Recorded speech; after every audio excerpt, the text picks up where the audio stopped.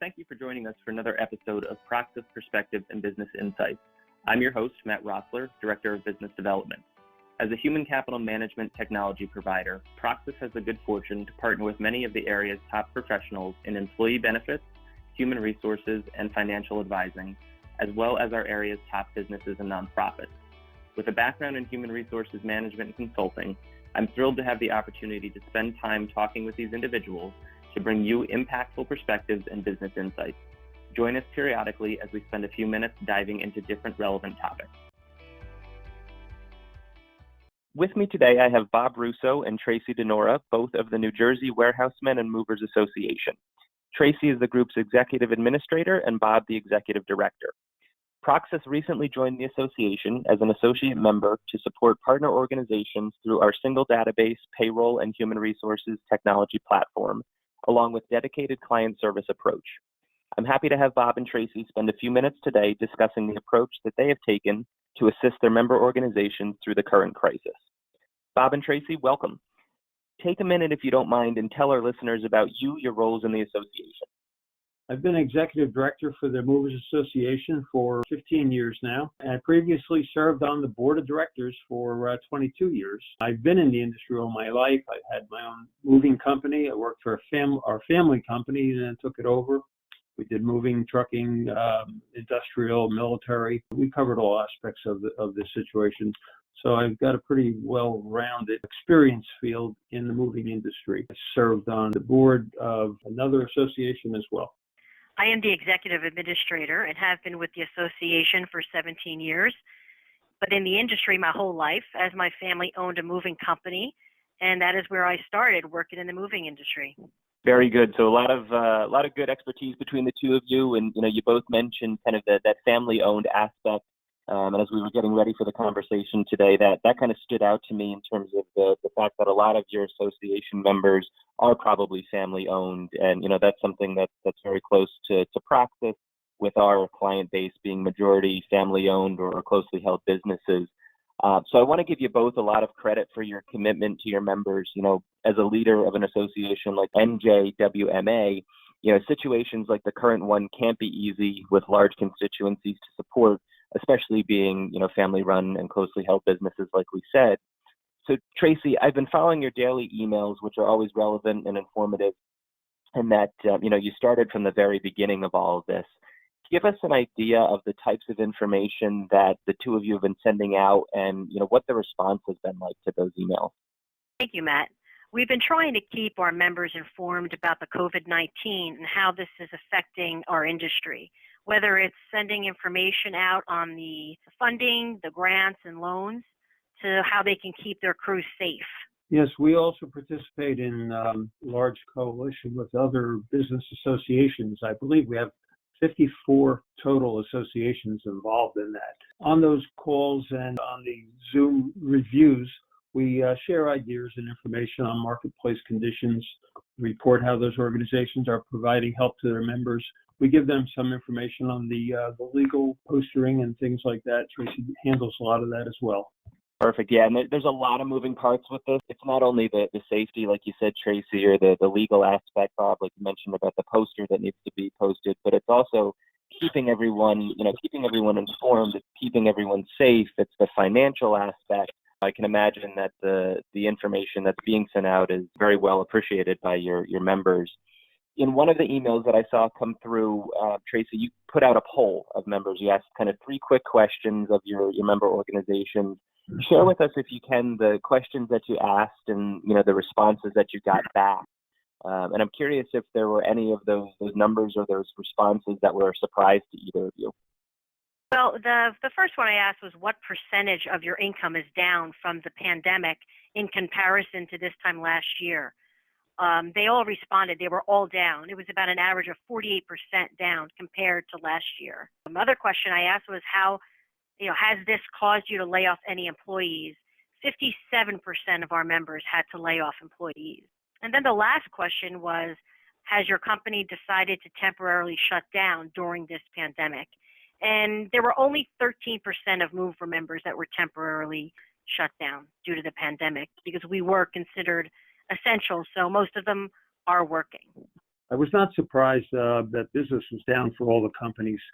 We had heard that from the owners, and we were pleased to hear from consumers that had actually used moving companies and say they were surprised that the company, they were not only able to provide a high level of care under such difficult situations, such as not having to wear masks and gloves and everything, but they also wiped down the surface areas and took care of the furniture. Yeah. And all of that, I mean, that extra level of care, I think, is an important part to all of this, Bob, right? It's not just business as usual, and it can't be business as usual. It's, in order for any of our companies to continue, it's got to be looking at those extra little steps that we can take. So like you said, the masks and the gloves, whether or not they're required, but also wiping down the surfaces and making sure that as you continue to provide those services, it's at a very high level. And Tracy, you mentioned the only 13% of movers that were temporarily shut down, or those that had to lay off employees. That number was certainly higher. Has there been anybody, or have you had any conversations recently around the PPP loan, and were a lot of your members able to apply and receive that money? I'm just recently starting to get calls now that they have received the funding. I don't have exactly an amount of how many. It's just the ones that I'm asking, yep, they just got it, and they're just starting to allocate it the right way. Good. Yep. And I know with the second round of funding coming out, hopefully there'll be, a few food delivery members that are able to take advantage. Bob, what are you hearing as you're speaking to your contacts? Most of our people are hoping that the state is going to reopen as soon as possible, and they feel that the economy will rebound. And depending on how long this takes is going to depend on how well everyone is able to handle it. Sure. How about the state and federal guidelines? Is there anything specific to New Jersey or on a federal level that you think could have been taken into account specific to your industry? I feel that they could have done a better job if they had planned a little bit better. The federal and state leaders need financial management plans for this type of emergencies, and should have been set up in advance. We realize that this situation was not predictable, but in one other way it was expected. So the reality of solving the problem is to put a financial plan together and get the citizens out there being active to vote. Yep, absolutely. And like you said, hopefully we are able to do a phased reopening here and kind of get back to some level of normal and get our members back working. So certainly we've heard and seen creative solutions and adaptations to continuing business or simply keeping employees engaged during this downtime. Any uplifting stories either of you would like to share that you've seen come from this within the organization? Yeah, our members, they're so generous. They've been purchasing sanitizers and masks, making donations to their local hospitals and nursing homes. Some are even making the masks themselves and donating them, doing a lot of household moves. Some of them are actually doing them for free for those that are in need. So It's unbelievable. Yes, people do appear to be a lot more tolerant right now. It seems to be a friendlier environment that we're working in because people are accepting the COVID-19 issues, except when there's no toilet paper available. Yeah. That's for sure. Getting in fist fights in the aisles of the Target and grocery stores, huh? That can be. I've gone out to the store, but only certainly sparingly. And yeah, the toilet paper aisle and paper towels, they are certainly there. Tracy, I know one of the emails that I saw you sent out recently, and I thought it was a great one in terms of even though you may not be able to put your employees to work in the role that they would normally be doing, now's a good time to look at some of those tasks that can be handled during a downtime, right? So whether it's cleaning up the shop or, some of the other, options that you put out there, I thought that was a really good way, again, to keep employees engaged, to make sure that some of these aspects of business that, normally business owners are sitting there saying, oh man, I wish we could get to X, Y, or Z, but we just don't have the time. Now is frankly, a good time to be looking towards those types of things. Oh yeah, it's a great time to reorganize. You know, our peak season is right around the corner, so now's a good time to check the trucks, make some updating and improvements. You have to utilize your workers now because especially if you're getting the PPP and you have to keep them working. So. Yep, and then once we do open up, you can hit the ground running from that point.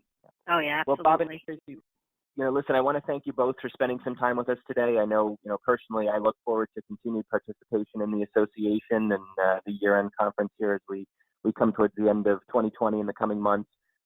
We've shared your contact information on the screen. If any of our partner organizations would like to reach out to discuss the approach you're taking to support your members, would that be all right with you?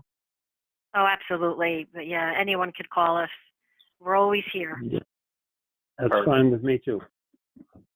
Very good. Well, similarly, I'm happy to be a resource for any of the WMA members who may need payroll, tax, or HR guidance during COVID-19. We've got our COVID-19 Resource Center up on the website, and certainly don't feel as though you need to be a client to reach out to us. Our team is here to help anybody through this situation. So thank you both again, and stay healthy, stay well.